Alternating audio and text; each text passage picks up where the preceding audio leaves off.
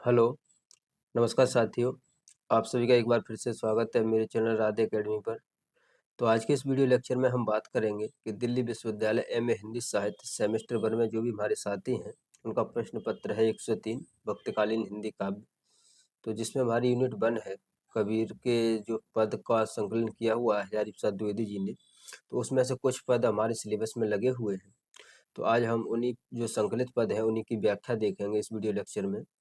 हजारी प्रसाद द्विवेदी जी के ऊपर मैंने एक वीडियो बना दिया है जो कवि से संबंधित है हमारी इकाई 1 के संबंध में। तो वो वीडियो आप उसमें मैंने प्रश्न प्रारूप और हजारी प्रसाद द्विवेदी द्वारा जो कबीर की व्याख्या की गई है उसको मैंने बताया है। तो आप उसको मेरे चैनल पर देख सकते हैं। आज हम इसमें संकलित पदों की व्याख्या देखेंगे। ठीक है दोस्तों, तो देखिए, सबसे पहले अगर दोस्तों बात करें हम व्याख्या की, तो व्याख्या में आप निम्नलिखित इन बिंदुओं को ध्यान में दीजिएगा।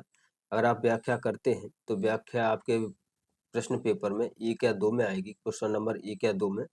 तो अगर आपका व्याख्या वाला प्रश्न बहुत अच्छे से होता है और अगर आप विस्तार से उसे लिखते हैं सही से, तो एग्जामिनर आपको जल्दी ही अच्छे अंक देगा। अगर लास्ट में आपका 1-2 क्वेश्चन सही नहीं हो पा रहा है तो इस बेसिस पे भी आपको अच्छे नंबर मिल सकते हैं। ठीक है, तो आप व्याख्या कैसे दें? आप एक बात ध्यान रखिए दोस्तों, सभी स्टूडेंट जो सभी छात्र करते हैं मोस्टली, वो तो संदर्भ प्रसंग व्याख्या तो सभी करते हैं। आपको नेक्स्ट स्टेप आगे करना है कि आप प्रश्न में विशेष दीजिए और साथ ही प्रासंगिकता दीजिए। अगर आप इन दोनों बिंदुओं को लेकर चलोगे तो निश्चित ही आपका प्रश्न बहुत अच्छा माना जाएगा। और इन बिंदुओं को मैंने और वीडियो लेक्चर हैं जैसे नागमती वियोग खंड है और ब्रह्मगीत सार है, उसकी व्याख्या मैंने उसके पदों की व्याख्या की है, तो विस्तार से समझा दिया है। तो एक बार प्लीज आप जरूर देख लीजिएगा, एग्जाम के पॉइंट ऑफ व्यू से मोस्ट इम्पोर्टेंट है। ठीक है दोस्तों, तो सबसे पहले इसका आपको जो संदर्भ है वह क्या रखना है, तो संदर्भ देख लीजिए, क्योंकि संदर्भ मैंने हर पद में नहीं लिया हुआ है, क्योंकि संदर्भ मोस्टली एक ही होता है। तो देखिए कि प्रस्तुत काव्य पंक्तियां भक्ति काल की संत काव्य धारा के शिखर कवि कबीरदास द्वारा रचित हैं, जिसका संकलन हजारी प्रसाद द्विवेदी जी ने कबीर नामक पुस्तक में किया है। इस संकलन में द्विवेदी जी ने कबीर के महत्व को उद्घाटित किया है। ठीक है दोस्तों, तो ये तो हमारा संदर्भ है वो हो गया। प्रसंग आप दोस्तों जो भी आपका पद दिया है उससे संबंधित आप प्रसंग रखिएगा।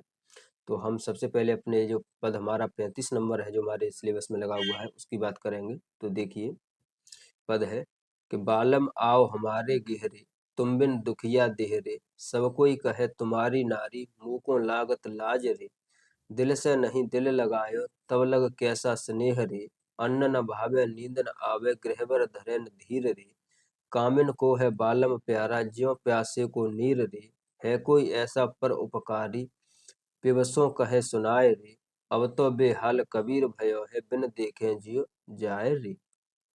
तो इसका प्रसंग देखिए, प्रसंग है कि प्रस्तुत पद में कबीर ने स्वयं को एक गृहिणी स्त्री के रूप में प्रस्तुत किया है जो अपने प्रिय के घर लौटने की राह देख रही है।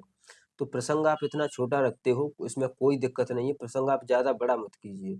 बहुत से छात्र क्या करते हैं कि प्रसंग में ही व्याख्या को ले लेते हैं, यानी आधी व्याख्या वो प्रसंग में ही कर देते हैं, तो यह सही तरीका नहीं है। प्रसंग में जो मेन आपको लग रहा है कि इतना प्रसंग होना चाहिए, तो प्रसंग आपका 2 लाइनों का ही होना चाहिए। ठीक है, तो अब देखिए व्याख्या देखिए इस पद की, कि कबीर कह रहे हैं कि बालम आओ हमारे गहरे, यानी जो कबीर हैं, तो कबीर के अगर दर्शन की बात करूं तो कबीर के पदों में आपको जो उनकी भक्ति है, या कहिए कि जो इनका स्मरण है, वह उन्होंने जो ईश्वर है उसको अपना कभी दोस्त माना है, कभी बच्चा माना है, कभी पत्नी माना है, कभी प्रेमिका माना है। तो इस पद में वो जो ईश्वर है उसे अपनी पत्नी मान रहे हैं और कह रहे हैं कि बालम आओ हमारे गहरे, गेह माने होता है घर, कि बालम कभी हमारे घर भी आओ, तुम बिन दुखिया देहरे, यानी तुम्हारे बिन मेरा शरीर दुखी है, यानी मैं दुखी हूँ, सब कोई कहे तुम्हारी नारी, मुँह को लागत लाज रे, यानी जो हर कोई है वह कहता है कि परमात्मा तुम्हारी नारी है, यानी परमात्मा तुम्हारी पत्नी है, तो इस बात से मुझे लाज लगती है, यानी लाज होती है, मुझे शर्म लगती है। दिल से नहीं दिल लगायो, तब लग कैसा स्नेह रे, जब आपने मुझसे दिल से दिल नहीं लगेगा मेरा, यानी जो आत्मा परमात्मा का मिलन नहीं होगा, तो तब तक कैसा प्यार या कैसा स्नेह है ये तुम्हारा। ठीक है, अन्न न भावे नींद न आवे, गृहबर धरे न धीर रे, यानी आपकी याद में न मुझे भूख लगती है न प्यास लगती है, अन्न पानी कुछ नहीं भाता, और घर में भी मेरा जीव नहीं लगता। ठीक है। कामिन को है बालम पारा प्यारा, ज्यों प्यासे को नीर रे। और कबीर आगे बताते हुए कहते हैं कि जिस प्रकार कामिन का यहाँ पे मतलब लिया गया है दोस्तों, किसी स्त्री के संदर्भ में, कि कबीर कह रहे हैं कि जिस प्रकार एक कामी स्त्री होती है, जिसको काम की चाह होती है, जिस प्रकार उस स्त्री को अपना बालम प्यारा है, यानी अपना पति प्यारा है उसे, और जिस प्रकार प्यासे को नीर प्यारा है, यानी जिस प्रकार कामिन स्त्री को अपने प्रेमी की तलाश रहती है उसे, और जिस प्रकार कोई प्यासा व्यक्ति है उसे नीर की तलाश रहती है, उसी प्रकार मैं तुम्हारी तलाश कर रहा हूँ। है कोई ऐसा पर उपकारी, प्योसों कहे सुनाए रे। और आगे कबीर कहते हैं कि अगर कोई ऐसा उपकारी हो जो मेरे पिया से ये मेरी बातें कह दे, या उसे सुना दे, या उसे खबर कर दे। अब तो बेहाल कबीर भयो है, बिन देखे जीव जाए रे। यानी अब तो कबीर की दशा और भी खराब है, यानी कबीर बेहाल है, और उसका बिना देखे, उसको अपनी जो ईश्वर है उसको बिना देखे उसका जीव जा रहा है, यानी उसके प्राण जा रहे हैं। ठीक है। तो व्याख्या देखिएगा कि कबीर ईश्वर के निराकार रूप में साकार की कल्पना करते हुए कहते हैं कि ये आत्मा रूपी प्रेम का परमात्मा रूपी प्रिय के दर्शनों की प्यासी है, और निवेदन करती है कि हे मेरे प्रियतम, तुम्हारे वियोग में मेरा शरीर अत्यधिक दुख भोग रहा है, इसीलिए तुम मेरे घर आ जाओ। सारा समाज मुझे आपकी नारी अर्थात पत्नी कहता है, लेकिन तुम मुझको आकर अपने हृदय से नहीं लगाते। इसीलिए उन लोगों की बातें सुनकर मुझकर संकोच बस लाज आ जाती है। जब तुम मेरे पास नहीं आओगे तब तक तुम्हारे और मेरा स्नेह या प्रेम पूर्ण नहीं होगा। आगे वे कहते हैं कि इस प्रिय के दर्शन की अभिलाषी इस आत्मा को परमात्मा के वियोग में न तो अन्न भोजन ही भाता है, और न ही नींद आती है। इस आत्मा से घर रूपी वन में धैर्य भी धारण नहीं किया जाता। आगे कबीर कहते हैं कि जिस प्रकार प्रेम की इच्छा रखने वाली स्त्री कामिनी को अपने प्रेमी अच्छा लगता है, और प्यासे व्यक्ति को जल पाने की इच्छा होती है, वैसे ही मेरे मन में परमात्मा से मिलने की तड़प है। ठीक है दोस्तों। देखिए, कबीर कहते हैं कि मेरी आत्मा लोगों से गुहार लगा रही है, कह रही है कि अगर इस संसार में कोई दूसरों को उपकार करने वाला कोई जीव हो, तो वह मेरे प्रेम की पुकार और मेरी दशा के बारे में परमात्मा को सुना दे। परमात्मा के वियोग में अब मेरा जीवन बेहाल हो गया है, और मुझे लगता है कि प्रिय को बिना देखे अब मुझसे जिया नहीं रहा जाएगा। ठीक है। विशेष में देखिए, विशेष में जो मैंने बिंदु दिए हुए हैं इनको आप और सही से लिख सकते हो। तो कि कबीर ने निराकार ईश्वर में साकार की कल्पना की है। काव्य शास्त्र कुछ माधुर्य भक्ति का पद है। परमात्मा के वियोग में आत्मा की विरह दशा का वर्णन है। श्रृंगार रस के वियोग पक्ष का सुंदर वर्णन है। सदुक्कड़ी भाषा का प्रयोग है। छंद है पद। लक्षणा शब्द शक्ति है। दुखिया देह देह कोई कहे तुम्हारी नारी लगत लाज आदि में अनुप्रास अलंकार है। ज्यों प्यासे को नीर में उत्प्रेक्षा अलंकार है। गृह वन में रूपक अलंकार है। ठीक है।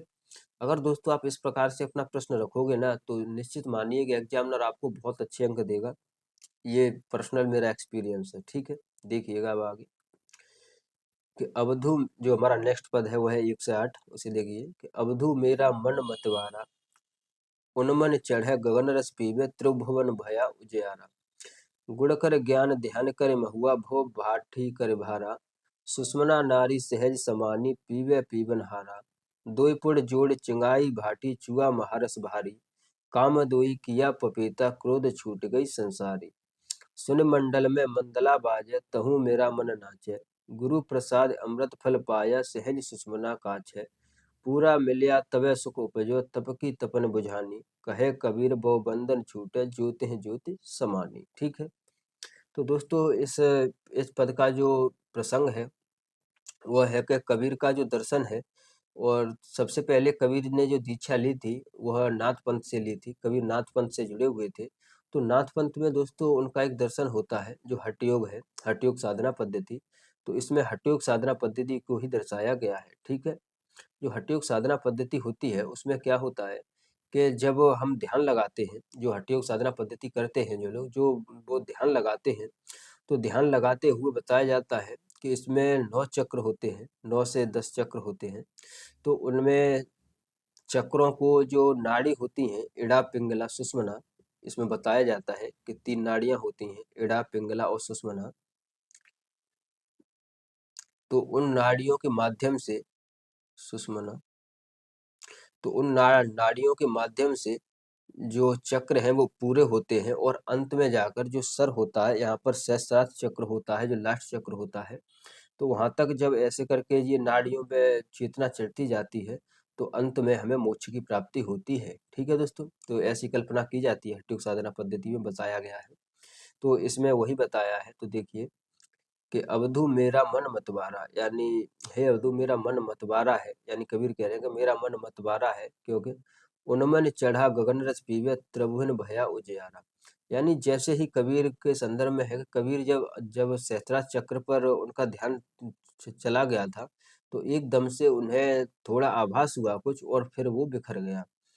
तो फिर कबीर ने तभी से नाथ पंथ छोड़ दिया था। तो देखिए कि उन्मन चढ़ा गगन रस पीवे त्रिभुवन भया उजियारा, गुण कर ज्ञान ध्यान करे महुआ भव बाटी कर भावा।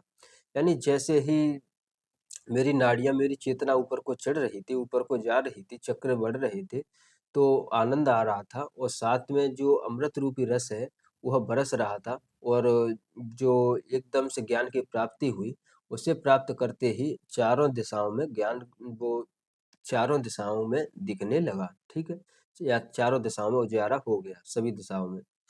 गुण कर ज्ञान ध्यान करे महुआ भव बाटी कर भावा। जिस प्रकार गुण गुण के समान जो चेतना है और ध्यान रूपी जो महुआ है, ठीक है, यानी जो चेतना है और उसे उन्होंने गुण कहा है और ज्ञान को उन्होंने महुआ कहा है। तो इस प्रकार से है, जब साधना पद्धति करते हैं तो लगता है सुषुम्ना नारी सहज समानी पीवे पीवन हारा। यानी सुषुम्ना नारी से जो रस टपक रहा है वह पी रही है। द्वैपुर जोड़ चिगाई भाटी चुआ महारस भारी। यानी जो ये दोनों नाड़ियों से रस टपक जो ले रही है, ये महारस है।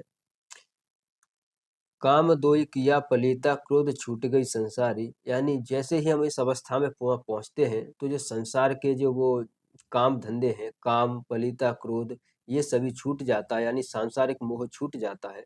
सुन मंडल में मंदला बाजे तहु मेरा मन नाचे। यानी जैसे ही आदमी इस चक्र पर पहुंचता है तो जो सांसारिकता है वो छूट जाती है और मन बहुत प्रसन्न हो जाता है और मन अपने में ही रमने लगता है। गुरु प्रसाद अमृत फल पाया सहज सुषुम्ना कांच है। यानी जो सदगुरु है उनके माध्यम से मैंने ये अमृत फल पाया है, जो सुषुम्ना नारी के द्वारा मुझे मिला हुआ है। पूरा मिलया तभे सुख उपजो तप की तपन बुझानी, कहे कबीर भव बंधन छूटे ज्योति ज्योति समानी। यानी अंत में कबीर कहते हैं कि ये भव बंधन है, यानी ये सांसारिकता है, ये छूट जाती है और ज्योति में ज्योति समा जाती है। ठीक है, तो अब व्याख्या देखिए कि कबीर साहब बताते हैं कि समाधि अवस्था में जाकर शिष्य का मन आनंद से मतवाला हो जाता है। चेतना की धारा ऊपर चढ़कर अमृतपान करती है। वहां सभी दिशाओं में उजाला ही उजाला रहता है। सुषुम्ना नाड़ी के अंदर से होकर ऊपर जाने पर ज्ञान रूपी गुण और ध्यान रूपी महुआ का बना हुआ सोमरस पीते हैं। वहां अमृत की भारी वर्षा हो रही है। वह अमृत रूपी सोमरस पीने पर भी सांसारिक विकार, काम क्रोध लोभ मोह आदि जलकर मिट जाते हैं। मन माया का आकर्षण समाप्त हो जाता है। सुर्ण मंडल में पहुंचने पर बहुत ही मधुर संगीत बज रहा है, जिसे सुनकर मन आनंद से नाच उठता है, तृप्त हो जाता है। ठीक है, गुरु कृपा से मुझे यह अमृत फल मिला। साधना में सहज अवस्था सुषुम्ना नाड़ी के माध्यम से गुजरने पर उपलब्ध होती है। ठीक है, तो इस सुषुम्ना नाड़ी जरूर आप ध्यान रखना। ठीक, अब नेक्स्ट है हमारा पद 112, उसे देखिए। अवधु कुदरत की गत न्यारी, रंक निबाज करे वह राजा भूपति करे भिखारी। ये ते लबहि फल नहीं लागे चंदन फूल न फूले, मत्स्य शिकारी रमे जंगल में सिंह समुद्र ही झूले। रेड़ा रूका भया मलयागिर चहुदिस फूटी बासा, तीन लोक ब्रह्मांड खंड में देखे अंध तमाशा। पंगरु मेरु सुमेर उलंधे त्रिभुवन मुक्ता डोले, गूंगा ज्ञान विज्ञान प्रकाश अनहद बानी बोले। बांके आकाश पाताल पठावे शेष सरग पर राजे, कहे कबीर राम है राजा जो कुछ करे सो छाजे। ठीक है, तो इसका प्रसंग है कि कबीर इस पद के माध्यम से जो भगवान या ब्रह्म की जो लीला है उसकी उसकी जो लीला है उसका गुणगान करते हैं और कहते हैं कि उसकी जो लीला है वो किसी के समझ नहीं आती है, वो कभी किसी को कुछ बना दे। यानी ब्रह्म की जिस पर कृपा हो जाए वही सब कुछ कर सकता है। ठीक है, तो उसमें ब्रह्म की महिमा का वर्णन है। देखिए कि अवधु कुदरत की गत न्यारी, यानी हे अवधू, कुदरत की गर्त न्यारी है उसे हम नहीं समझ सकते, क्योंकि रंक निवाज करे वह राजा, भूपत करे भिखारी। यानी जो रंक है, निवाज है, यानी जो गरीब है उसे वह राजा बना दे, और जो भूपत है यानी जो राजा है उसे भिखारी बना सकती है। यानी जो ब्रह्म की महिमा है, वह चाहे तो जो गरीब है, निवाज है, उसे राजा बना दे, और जो राजा है उसे भिखारी बना दे। ये ते लबंग है फलने लागत, चंदन फूलन फूले। यानी जो लौंग का पेड़ होता है उस पर चाहे तो फल नहीं आए, और चंदन का फूल है वो फूल भी न खिले, ऐसी उसकी कृपा हो तो। मत्स्य शिकारी रमे जंगल में, सिंह समुद्र है झूले। यानी जो शिकारी है वो जंगल में भटकता रहे, उसे शिकार न मिले, और सिंह समुद्र झूले। यानी जो शेर है वो समुद्र में तैर रहा है, यानी समुद्र में नहा रहा है, ऐसा भी हो सकता है। रेड़ा रूक भया मलयागिर, चहुंदे से फूटी भाषा। यानी जो रेड़ा का पेड़ है वह मलयागिर में यानी वन में ऐसे ही सूख सकता है, और चहुंदे से फूटी भाषा, और चारों दिशाओं में वह बिखर सकता है। तीन लोक ब्रह्मांड खंड में देखे अंध तमाशा। यानी तीनों लोक और पूरे ब्रह्मांड में अंधा है वो तमाशा देखने लगे। अगर ईश्वर की कृपा हो जाए, ब्रह्म की कृपा हो जाए, तो अंधा है वो तीनों लोकों में, ब्रह्मांड में चाहे तो तमाशा देखता फिरे। और पंगरु मेघ सुमेरु उल्लंघे, त्रिभुवन मुक्ता डोले। पंगुल माने होता है दोस्तों जो विकलांग होते हैं, यानी विकलांग व्यक्ति, कि विकलांग व्यक्ति चाहे तो मेरु यानी सुमेरु यानी जो पर्वत है उन्हें लांघता फिरे, त्रिभुवन मुक्ता डोले। यानी तीनों लोकों में मुक्त रूप से घूम सकता है। जो लंगड़ा व्यक्ति है वो पर्वतों को भी लांघ सकता है, उन पर घूम सकता है, और तीनों लोकों में डोल सकता है। गूंगा गूंगा ज्ञान विज्ञान प्रकाश अनहद बानी बोले। और यानी जो गूंगा है वह ज्ञान विज्ञान की बातें करे, और उसकी वाणी बहुत ही मीठी लागे, सुंदर लागे। बांध आकाश पताल पठावे, शेष सरस पर राजे। और वही चाहे तो बांध आकाश पताल पठावे, शेष सरग पर राजे। कहे कर कबीर, राम है राजा, जो कुछ करे सो साजे। और अंत में कहते हैं कबीर कि जो आकाश को बांधकर पाताल में पठा दे और शेष नाग को स्वर्ग में भेज दे, कभी जो भगवान है, ईश्वर है, वो ऐसा कर सकता है। और जो ईश्वर है हमारा, राम राजा है यानी ब्रह्म है, उसकी जो महिमा है उसका कुछ भी नहीं हम कह सकते। ठीक है, तो देखिए व्याख्या कि सीधा अर्थ यह जान पड़ता है कि राम की माया चाहे तो रंक को राजा कर दे, राजा को रंक, लौंग में फल लगा दे, चंदन में फूल दे, रेड़ को मलयागिर बना दे और उससे सुगंधी निकलने लगे। अंधा तीन लोक ब्रह्मांड खंड में तमाशा देखने लगे। पंगु यानी लंगड़ा मेरु सुमेरु लांगने लगे, यानी पर्वत लांगने लगे। मुक्त निर्वाण होकर संसार में डोलता फिरे। गूंगा ज्ञान विज्ञान प्रकाशित करता फिरे और अनहद वाणी बोलने लगे। आकाश को बांधकर पाताल में पठा दे और शेष नाग को स्वर्ग भेज दे। कबीर कहते हैं कि राम ही राजा है, जो कुछ कहे वही उन्हें शोभाता है। ठीक है, और जो नेक्स्ट पद है वो है हमारा 123। दोस्तों दरअसल मेरी अभी थोड़ी तबीयत खराब चल रही है, तो इस वजह से, वरना मैं आपका सिलेबस सब कब कब तक कर देता। मेरी तबीयत बहुत खराब है, तो क्लास लेने में भी दिक्कत होती है, साथ ही मुझे वैसे भी दिक्कत होती है, लगातार मेडिसिन ले रहा हूँ, लेकिन क्या करूँ। अब देखिए 123 जो हमारा पद है उसे देखिए कि संतो धागा टूटा गगन बिनस गया, शबद जो कहाँ समाई। ऐ संसार मोहि निस्दिन व्यापै, कोई न कहे समझाई। नहीं ब्रह्मांड व्याप्य पुन नाही, पंच तत्व भी नाही। इड़ा पिंगला सुषमना नाही, ए गुण कहाँ समाही। नहीं गृह द्वार कछु नहीं तिहा, रचना हार पुन नाही। जोबन हार अतीत सदा गहि, ये गुण तहाँ समाही। टूटे बंधे बंधे पुन टूटे, जब तक होय विनाशा। तब को ठाकुर अब को सेवक, को काके विश्वासा। कहे कबीर यह गगन न बिनसे, जा धागा उन्माना।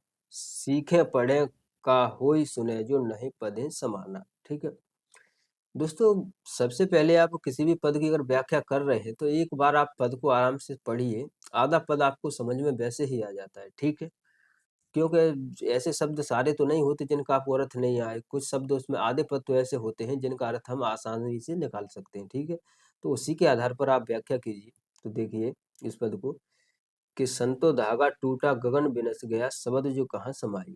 यानी कवि समझाते हुए कहते हैं कि हे संतो, हे लोगों, जैसे ही शरीर से जो श्वास रूपी धागा है वह टूट जाएगा, वैसे ही सब कुछ बिखर जाएगा। ठीक है, संतो धागा टूटा गगन बिनस गया, शबद जो कहाँ समाई।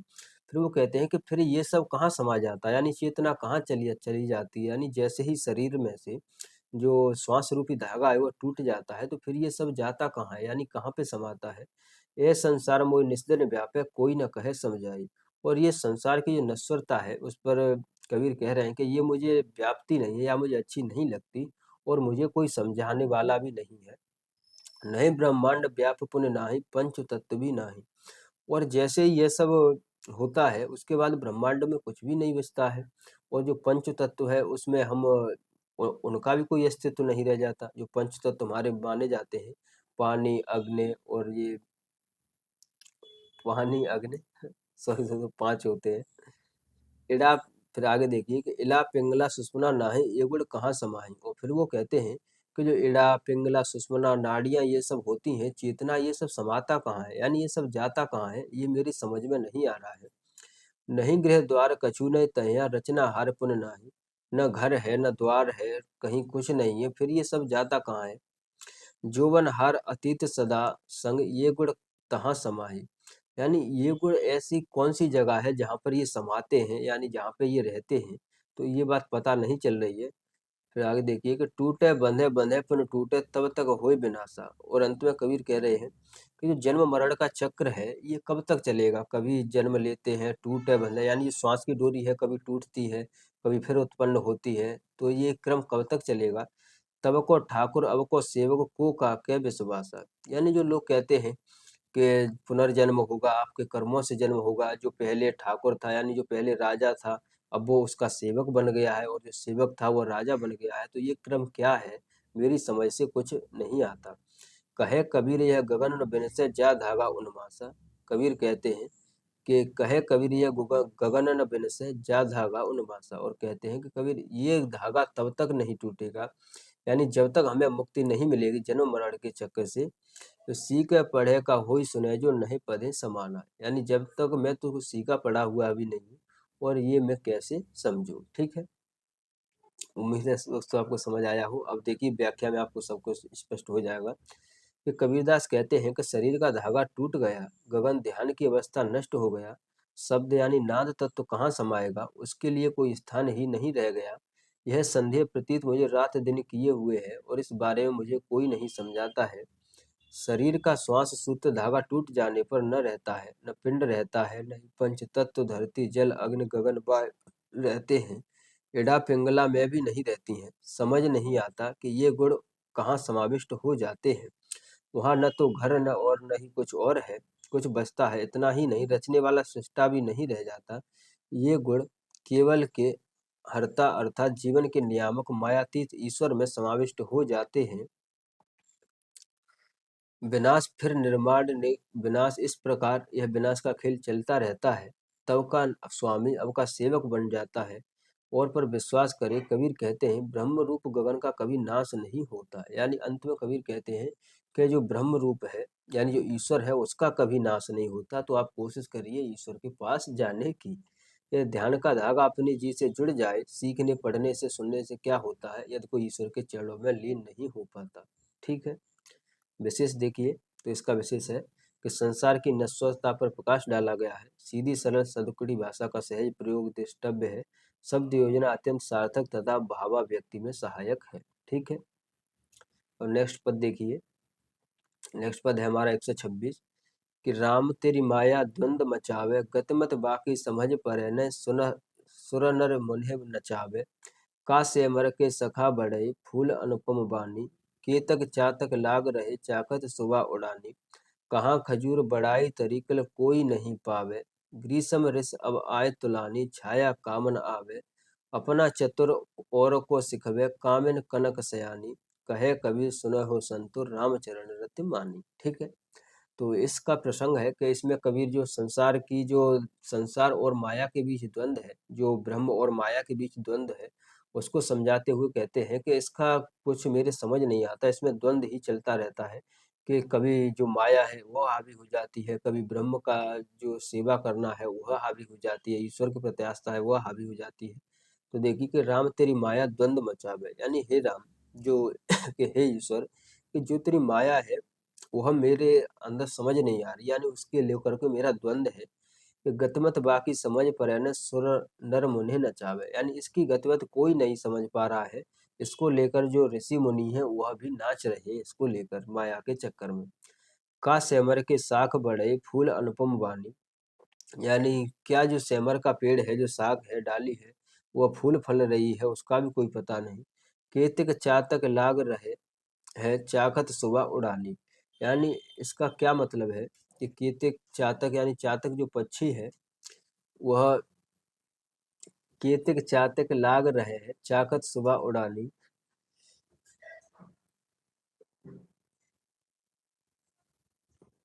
यानी जो चातक पक्षी है, तो जो चातक पक्षी है वह भी ऐसे ही घूमता रहता है और जो सुआ है वह फल चक्कर उड़ जाता है। कहाँ खजूर बढ़ाई तरीकल कोई नहीं पावे, यानी जो खजूर का पेड़ है वह इतना बड़ा हो जाता है उससे भी तो कुछ लाभ नहीं होता। ये ग्रीखम रिस आवे अतुलानी छाया कामन आवे, यानी जो खजूर का पेड़ है वो इतना बड़ा हो जाता है तो उससे लाभ क्या है, जब ग्रीष्म ऋतु आती है तो उससे जब छाया ही नहीं मिल सकती तो उसका क्या लाभ। अपना चतुर और को सिखवे कामिन कनक सयानी, यानी कोई अपने आप को चतुर समझ रहा है, कोई आपको कुछ समझ रहा है अपने आप को, उन सब की बात करते हैं।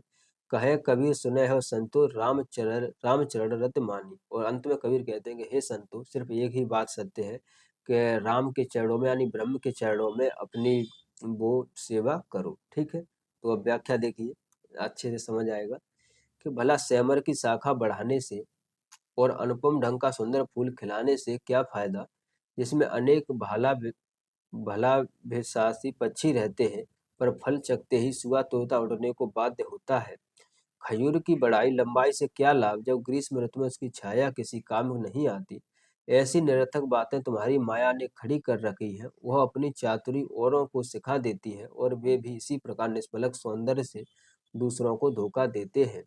कामिनी स्त्री और सोने में यही सयानापन है। कबीर कहते हैं कि हे संतो यह सब देखकर हमने रामचरण में ही गति प्रीत मानी है। ठीक है, तो आई होप दोस्तों समझ आ रहा होगा आपको। अब देखिए नेक्स्ट पद है हमारा 134, तो वह देखिए कि ये तो फेवरेट पद है, ये तो आपको पता ही होगा कबीर के बारे में कि माया महा ठगनी हम जानी त्रिगुण फांस लिए कर डोले बोले मधुरी मानी। केशव के कमला हुई बैठी शिव के भवन भवानी, पंडा के मूरत हुई बैठी तीरथ हूँ में पानी। जोगी के जोगिन हुई बैठी राजा के घर रानी, काहू के हीरा हुई बैठी काहू के कौड़ी कानी। भक्तन भक्तन के भक्तन हुई बैठी ब्रह्मा के ब्रह्मानी, कहे कबीर सुनो भाई साधो, यहाँ पे सुनो होगा, कहे कबीर सुनो भाई साधो माधो यह सब अखत कहानी। ठीक है, तो कबीर का इसका जो दोहा है, इसका प्रसंग है कि जो कबीर है वह माया का सबसे पहले विरोध करते हैं। और माया के रूप में अगर कबीर की बात करें तो एक तरफ वो माया में कबीर ने दो प्रकार से माया को लिया है। एक तो उन्होंने माया के रूप में धन ऐश्वर्य और सांसारिकता को लिया हुआ है, और दूसरी दूसरी तरफ अगर कबीर के आप पदों में देखोगे तो उन्होंने स्त्री को भी माया कहकर ही पुकारा है। ठीक है, यानी स्त्री को भी जो साधना स्थिति है उसमें बाधक माना है। तो देखिए इसमें कि माया महा ठगनी हम जानी, कबीर कहते हैं कि जो माया है वह बहुत ठगनी है, यानी जो हमसे ठग लेती है और उसे हम जानते हैं।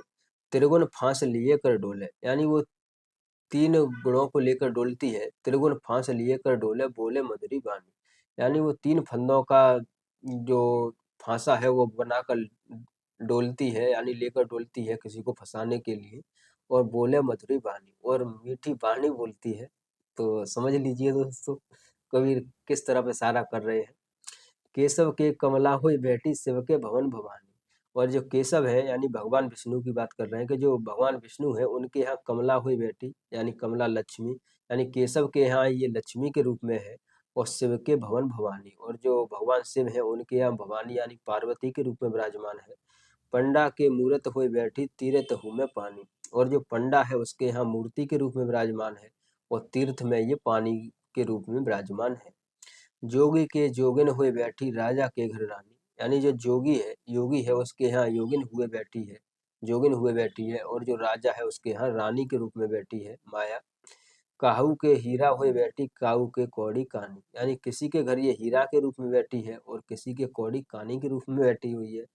भक्तन के भक्तन हुए बैठी ब्रह्मा के ब्रह्मानी, यानी जो भक्त हैं उनके यहाँ भक्तन बनकर बैठी हुई है और जो ब्रह्मा है उसके यहाँ ब्रह्मानी बन के बैठी हुई है। कहे कबीर सुनो भाई साधो ये सब वक्त कहानी, और अंत में कहते हैं कि हे संतो ये बात क्या चल रही है, ये माया किस प्रकार से रह रही है, क्या हो रहा है, ये मेरी समझ से बाहर है। ठीक है, तो देखिए व्याख्या कि हम माया को बहुत बड़ी ठगनी समझते हैं। उसके हाथ में त्रिगुण की फांसी का फंदा है और होठों पर मीठे बोल। कृष्ण विष्णु के यहाँ कमला लक्ष्मी बन बैठी और शिव के यहाँ भवानी। पांडे के घर मूरत बनी बैठी है और तीर्थ में पानी। जोगी के घर जोगिन हो गई और राजा के घर रानी। किसी के यहाँ हीरा बनकर आई और किसी के यहाँ कौड़ी कानी।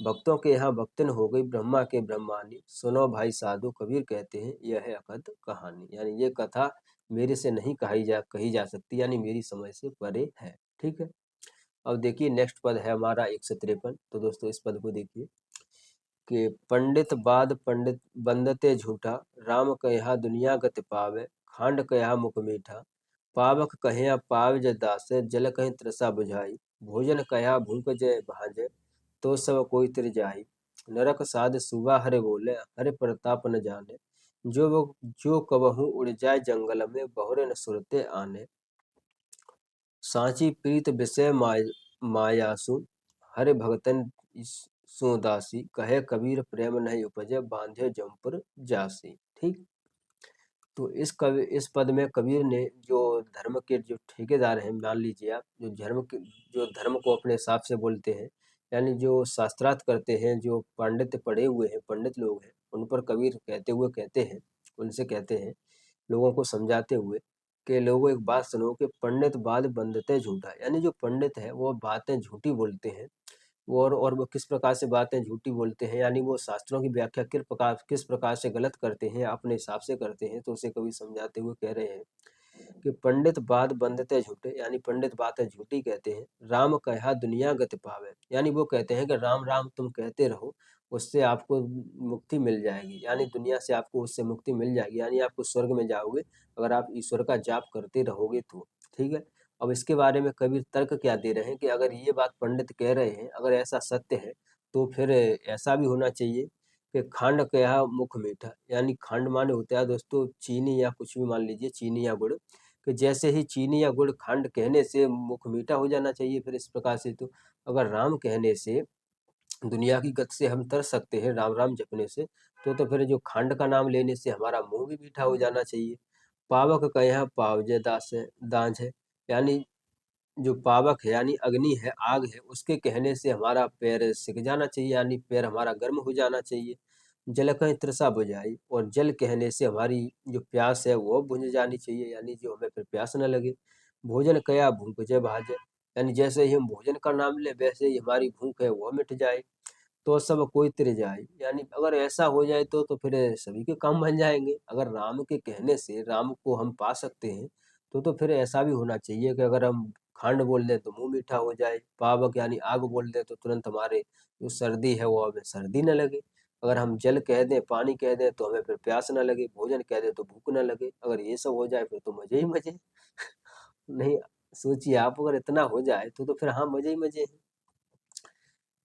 भोजन कया भूखते बाजे, तो सब कोई तिर जाई। आगे देखिए कि नरक साध सूबा हरे बोले, हरे प्रताप न जाने, जो कबहू उड़ जाए जंगल में, बहुरे न सुरते आने, यानी ऐसे क्या हो सकता है। जो सुगा है, सुगा जब तक पिंजरे में रहता है तब तक तो वो राम का स्मरण करता है। अगर कोई सुगा है और उसे आप पिंजरे में रखे हुए हो तब तक तो वो राम का नाम ले रहा है, यानी बंधन में है तब तक तो नाम ले रहा है। और जैसे ही वो उस बंधन से छूटा वैसे ही वह कौन राम कहाँ के राम वह सब कुछ भूल जाता है। जो कबहू उड़ जाए जंगल में, बहुरे न सुरत आने, यानी जैसे ही वो जंगल में उड़ जाएगा तो फिर उसे किसी बात का भान ही नहीं रहता। सांची प्रीत विषय मायासु, हरे भगत ने सुदासी, कहे कबीर प्रेम नहीं उपजे, बांधे जमपुर जासी।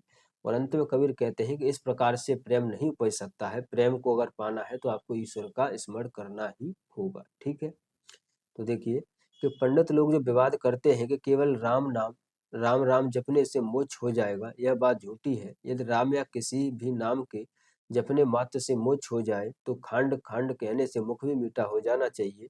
यदि आग का नाम लेने से पैर गर्म हो जाए, जल का नाम लेने से प्यास बुझ जाए, भोजन का नाम लेने से भूख भाग जाए, तो राम या किसी नाम के जप मात्र से संसार के लोग अवश्य भवसागर से तर सकते हैं।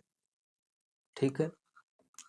मनुष्य के द्वारा पाला गया सुख पक्षी उसके साथ राम राम कहता है, किंतु राम क्या है इसका महत्व कुछ नहीं जानता। यदि कभी वो पिंजड़े से निकलकर जंगल में भाग जाए, तो राम का ख्याल भी नहीं करता। बिना देखे, बिना स्पर्श किए, अर्थात बिना तत्व बोध के हुए केवल नाम लेने से क्या हो सकता है। धन का नाम लेने मात्र से यदि आदमी धनवान हो जाए, तो संसार में कोई निर्धन ही न रह जाए।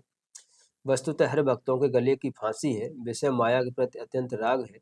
एतव कल्याण जप नहीं, माया कारण कोई नहीं, किंतु विषय वासनाओं का त्याग है। विषम वासनाओं का त्याग हो जाने पर निज स्वरूप ही शेष रहता है, वही राम है। सदगुरु कहते हैं कि विषयासक्ति का त्याग ही राम भजन है। इसके बिना जीव पुनः वासनाओं में बंधकर संसार में भटकता है। ठीक है, तो उम्मीद है आपको ये समझ आया होगा। अब नेक्स्ट देखिए, नेक्स्ट है हमारा 168 पद, उसको देखते हैं। कि साधो देखो जग बोराना, कि साधो देखो जग बोराना, सांची कहे तो मारन धावे, झूठ जगह पतियाना। हिंदू कहे तो राम हमारा, मुसलमान रहमाना। आपस में दो लड़े मरत हैं, मरम कोई नहीं जाना। बहुत मिले मो नेमी धर्मी, प्रात करे स्नाना। आत्म छोड़ पसाने पूजे, तिनका थूथा ज्ञाना। आसन मार डिम्ब धर बैठे, मन में बहुत गुमाना। पीपर व्रत बुलाना, पाथर पूंजे लाग तीरथ। माला पहिरे टोपी पहिरे, छाप तिलक अनुमाना। साखी शब्द गावत भूले, आतब खबर न जाना। घर घर मंत्र जो देन फिरत है, माया के अभिमाना। गुरुबा सहित शिष्य सब बूढ़े, अंत काल पछताना। बहुतक देखे पीर कुरान, ताब औलिया पढ़े के। करे मुरीद कवर बतलावे, उन्हु खुदा न जाना। हिंदू की दया मेहर, तुर्कन की दोनों घर से भागी। वह करे जिबहा बा झटका, मारे आग दोई घर लागी। या विध हसत चलत है हमको, आप कहावे सियाना। कहे कबीर सुनो भाई साधो, इनको कौन दीवाना। ठीक है, तो इस पद में देखिए, इस पद का जो प्रसंग है वह है कि कबीर जो धार्मिकता है, जो धर्म के प्रति कट्टरता है, जो हिंदू मुसलमानों के प्रति जो आपस में उनकी जो कट्टरता है, कोई अपने हिंदू धर्म को श्रेष्ठ बता रहा है, कोई मुस्लिम धर्म को श्रेष्ठ बता रहा है, तो उनके जो जैसे हिंदू धर्म के पंडित लोग हैं, यानी जो ऋषि मुनि हैं, उनको एक तरफ लेते हैं, और फिर एक तरफ जो मुसलमान के मौलवी हैं उनको लेते हैं, और दोनों से कहते हैं कि आओ थोड़ा तुम्हें समझाता हूँ। कबीर इसी मुद्रा में रहते थे। ठीक है, तो देखिए कि साधो देखो जग बौराना, यानी कबीर कहते हैं कि ये जग बौराना हुआ है, यानी लोग मूर्ख हैं कबीर के आगे। क्योंकि सांची कहे तो मारन धावे, झूठ जगह पतियाना। यानी मैं सच्ची बात कहता हूँ तो ये मुझे मारने को दौड़ते हैं, और जो इनसे झूठ बोलता है, यानी झूठ फरेब करता है, इनके साथ झूठी बातें बताता है, उस पर ये विश्वास कर लेते हैं। हिंदू कहते राम हमारा, मुसलमान रहमाना। यानी हिंदू कहते हैं कि राम हमारा है, यानी राम हमारा श्रेष्ठ है। मुसलमान कहते हैं कि रहमान जो है हमारा वह श्रेष्ठ है। आपस में दो लड़े मरते हैं, मरम कोई नहीं जाना। यानी आपस में दोनों लोग लड़ रहे हैं, लेकिन जो राम का नाम है, यानी जो उसका ईश्वर है, उसका मरम यानी महत्व कोई नहीं समझ पा रहा है दोनों में से। बहुत मिले मो नेमी धर्मी, प्रात करें स्नाना। यानी मैंने ऐसे बहुत नेमी धर्मी लोग देखे हुए हैं जो सुबह सुबह स्नान करते हैं। स्नाना आत्म छोड़ पसाणे पूजे, तिनका थोता ज्ञाना। यानी आत्म, यानी आत्मा को छोड़कर वो पत्थर को पूज रहे हैं। यानी अगर आपको इतना ही धर्म में अपने विश्वास है, तो आप लोगों की सेवा करिए, लोगों से मिलिए जुलिए, आप लोगों के सहायक बनिए, काम में आइए, तो आपका जो शिक्षा दीक्षा है वो सही है, भगवान के प्रति जो आपकी भक्ति है वो सही है। लेकिन ये लोग क्या करते हैं, वह सब छोड़ देते हैं, आत्मा को दुखी कर रखा है, आत्मा से ये सच्चे नहीं है, लेकिन पत्थर को पूज रहे हैं। पाषाण पूजे, तिनका थोता ज्ञान, यानी पत्थर को पूज रहे हैं, थोता ज्ञान अपना बांच रहे हैं। आसन मारे डिम्ब धरे बैठे, मन में बहुत गुमाना। यानी आसन मार के बैठता है कि भगवान का भजन करेगा, और मन में इसके बहुत अहंकार है। पीपर व्रत भुलाना, पाथर पूजन लागे तीर्थ। यानी वो पीपर पूजता है, पत्थर पूजता है, और तीर्थ के लिए भी जाता है। माला पहरे टोपी पहरे, छाप तिलक अनुमाना। हिंदू लोग हैं वो माला पहनते हैं, मुस्लिम लोग हैं वो टोपी पहनते हैं, तिलक, और जो हिंदू हैं वो तिलक विलक लगाते हैं। ये सब दिखाने की चीजें हैं। साखी शब्द गावत भूले, आत्म खबर न आना। यानी जो सही शब्द है, अगर आपके मन से अगर सही वाणी नहीं निकल रही है तो ये सब बेकार है। आप ईश्वर के जो लोग हैं, हम सब इन सबसे अच्छी तरह से बोलिए, अच्छी वाणी बोलिए, वो उस सबसे भला होगा आपका। घर घर मंत्र जो देन फिरत है माया के अभिमानी, यानी जो घर घर जो बताते फिरते हैं कि आप ईश्वर की भक्ति करिए, जो पंडित लोग हैं उनके लोग कह रहे हैं कि वो घर घर सबको समझा रहे हैं, लेकिन माया पर अपने पर ही अभिमान कर रहे हैं। गुरुबा सहित शिष्य सब बूढ़े अंत काल पछताना, यानी जो गुरु है वो शिष्यों को ऐसे ही पागल बनाते जा रहे हैं और फिर जी अंत में इनको पछताना ही पड़ेगा। बहुत तक देखे पीर कुरान ताब औलिया पढ़ेगे, यानी उन्होंने जो मुस्लिम लोग हैं उनके जो पीर कुरान जो औलिया है, मैंने उनको भी बहुत देखा है, कुरान को भी पढ़ा है। करे मुरीद खबर बतलावे उन्हें खुदा न जाना, यानी जो कवि जो कुरान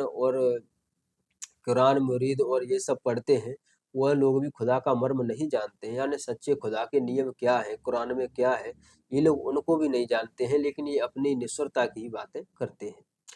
हिंदू की दया मेहर तुर्कन की दोनों घर से भागी, यानी और जो हिंदू के अंदर जो दया होनी चाहिए और जो तुर्कों के अंदर जो मेहर होनी चाहिए, यानी जो मुस्लिम है उनके अंदर मेहर होनी चाहिए, ये गुण बताए जाते हैं कि हिंदू धर्म में करुणा भाव है, यानी दया करुणा का जो भाव है वह रहता है, और जो मुस्लिमों में है वह मेहर होता है।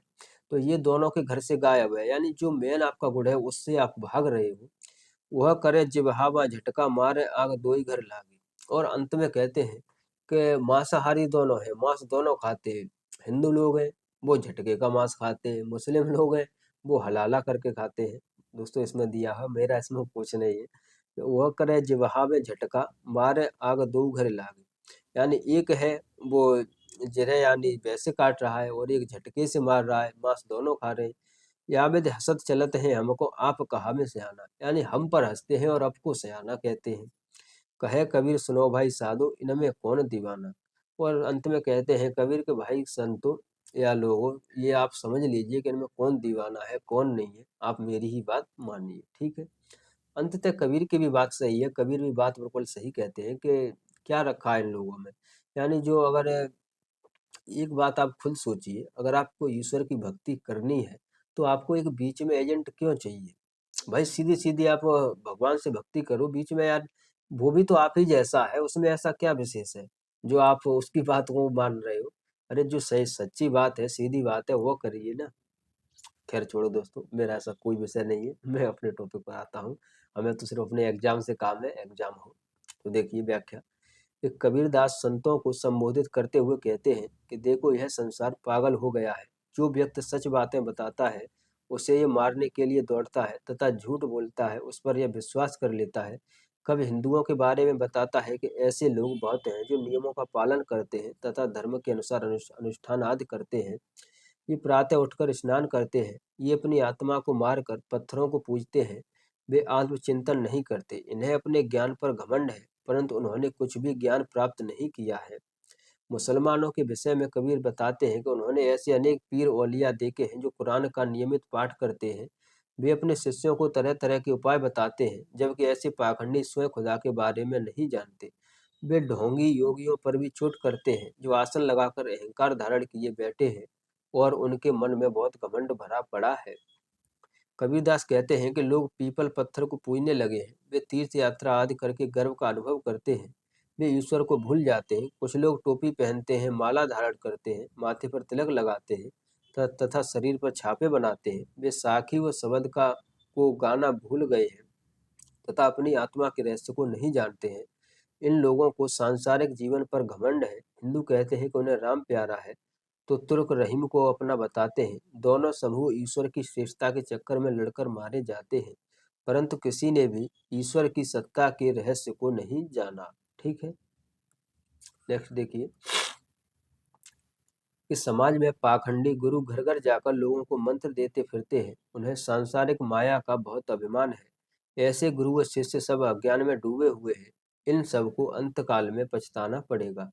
कबीरदास कहते हैं कि संतों वे सब माया को सब कुछ मानते हैं तथा ईश्वर भक्ति को भूल बैठे हैं, इन्हें कितना ही समझाओ ये नहीं मानते। सच यही है कि ईश्वर तो सहज साधना से मिल जाते हैं। ठीक है, विशेष देखिए इस पद का कि कवि ने धार्मिक आडंबरों पर करारी चोट की है। उन्होंने पाखंडी गुरु धर्म गुरुओं की लताड़ लगाई है।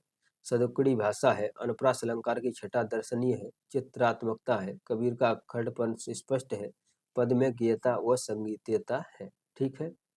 अब हमारा नेक्स्ट पद है वह है 181। अब हम इसे देखते हैं तो देखिए, अब तो ही जान न देहु राम प्यारे, ज्यों भावे त्यों होए हमारे, बहुत दिनन के बिछुरे हर पाए, भाग बड़े घर बैठे आए, चरणन लाग करो बरियाई, प्रेम प्रीत राखो उर जाई, इत मन मंदिर रहो नित चौसे, कहे कबीर परहु मत धासे।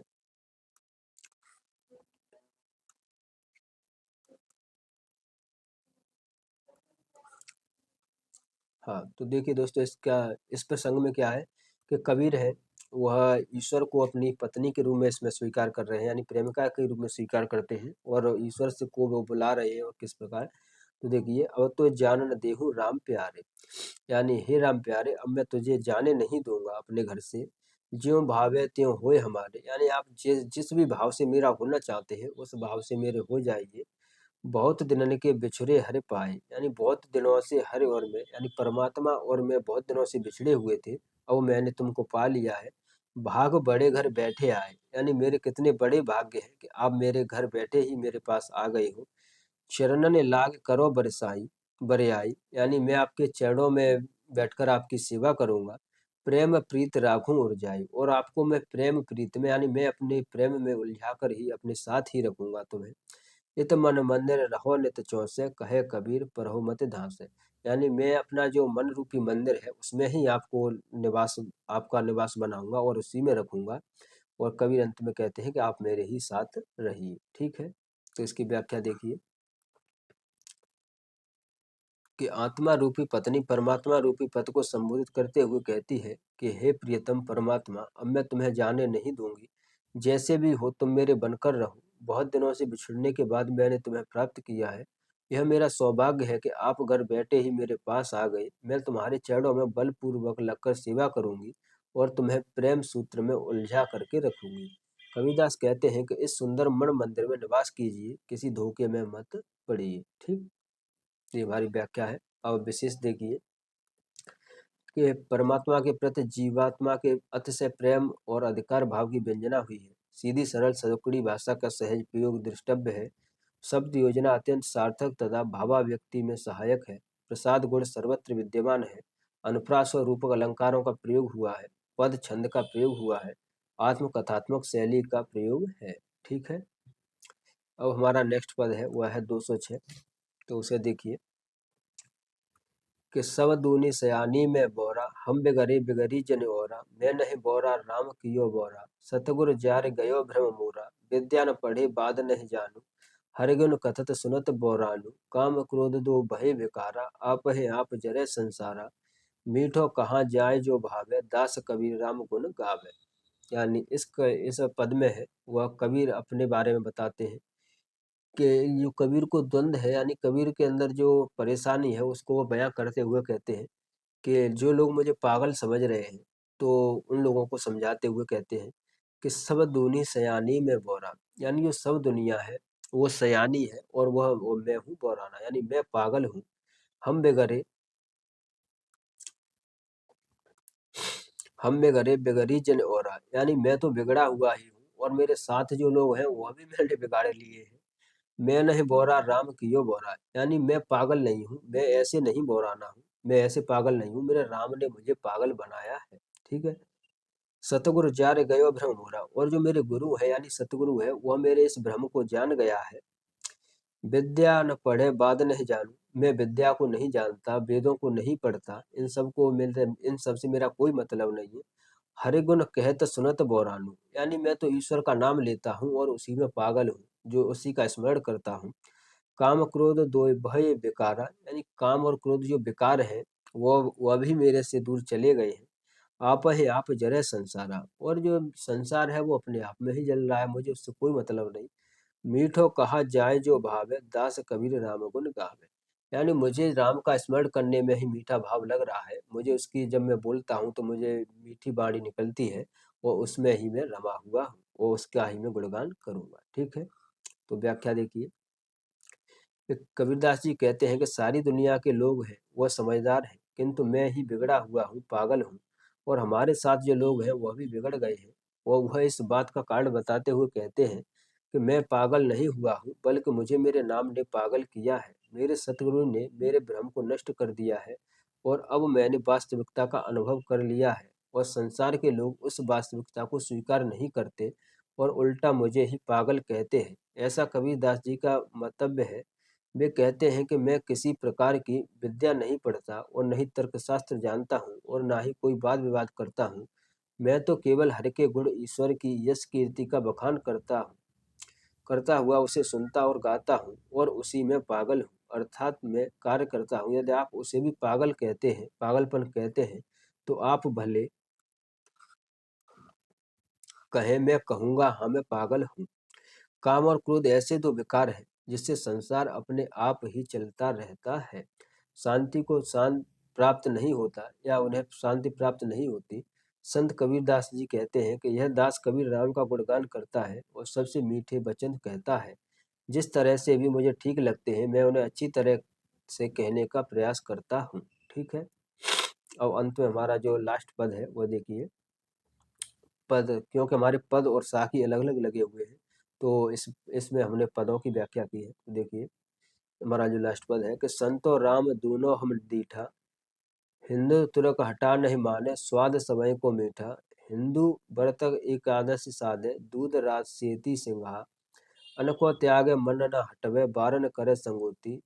तरक रोजा नीमाज गुजारो, बिस्मिल बांग पुकारे। इनकी भिस्त कहाते हुए साँझे मुर्गी मारे। हिंदू की दया मेहर तुर्कन की, दोनों घट सो त्यागी। बेहलाल में झटके मारे, आगे दुना घर लागी। हिंदुन की एक राह सतगुर यह बताई, कहे कबीर सुनह हो संतो, राम न कहु खुदाई। ठीक है। तो इस पद में भी जो कबीर है वह हिंदू और मुसलमान दोनों को लेते हैं और उनसे कहते हैं कि आओ थोड़ा तुमसे बातचीत शुरू। ठीक है। तो देखिए जो कबीरदास है वो कहते हैं कि संतो राह दोनों हम दाटी, यानी हे संतो मैंने दोनों राह देख ली है, यानी मैं दोनों रास्तों पर मैंने चलकर देख लिया है। वो कौन से रास्ते? कि हिंदू तुरक हटा नहीं माने, स्वाद समय को मीठा। यानी मैंने जो रास्ता है दोनों का रास्ता देख लिया है, यानी हिंदू और मुसलमान है दोनों की जो जीव है उसको स्वाद मीठा ही लगता है। चाहे आप हिंदुओं को अगर मीठा खिलाते हैं तो उसको भी मीठा लगेगा, अगर आप मुसलमान को खिलाते हैं तो उसको भी मीठा ही लगेगा। क्योंकि अगर आप लड्डू है, अगर आप लड्डू हिंदू को खिलाओगे तो उसे भी मीठा लगेगा, मुसलमान को खिलाओगे उसे भी मीठा लगेगा, उसमें क्या भेद हो सकता है। हिंदू व्रत एकादश साधे, दूध रात में सिंघा। यानी जो हिंदू लोग हैं वह व्रत एकादशी का व्रत रखते हैं और उसमें वो क्या करते हैं कि दूध पीते हैं, सिंगाड़े का हलवा खाते हैं, यह सब वो करते हैं। अन्न को त्यागे मन को न हटवे, बार करे संगोती। यानी जो हिंदू है वो व्रत एकादशी करता है, दूध पीता है, उसमें हलवा खाता है, वो अन्न को तो त्याग देता है, लेकिन जो उसके गुण है, जो उसके मूल्य है, उनको नहीं वो हटकता। यानी जो उसके विचार है उनका उपवास नहीं करता। वो अन्न को त्याग देता है लेकिन जो बुरे विचार है उनको नहीं त्यागता। तुरक रोजा माज गुजारे, बिस्मिल बांग पुकारे।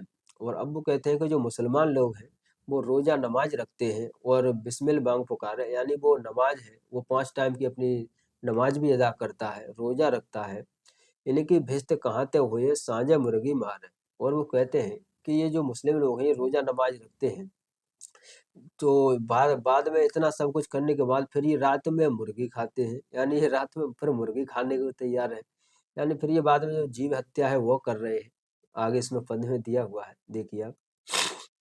हिंदू की दया मेहर तुर्कन की, दोनों घट सो त्यागी। यानी जो हिंदुओं की दया वही करुणा और जो मेहर और जो मुस्लिमों की तुर्कन है, ये उन दोनों को भूल करके अपने दोनों जो घट है यानी अपने जो दो जो इनके काम है उनसे उन्होंने त्याग दिया है।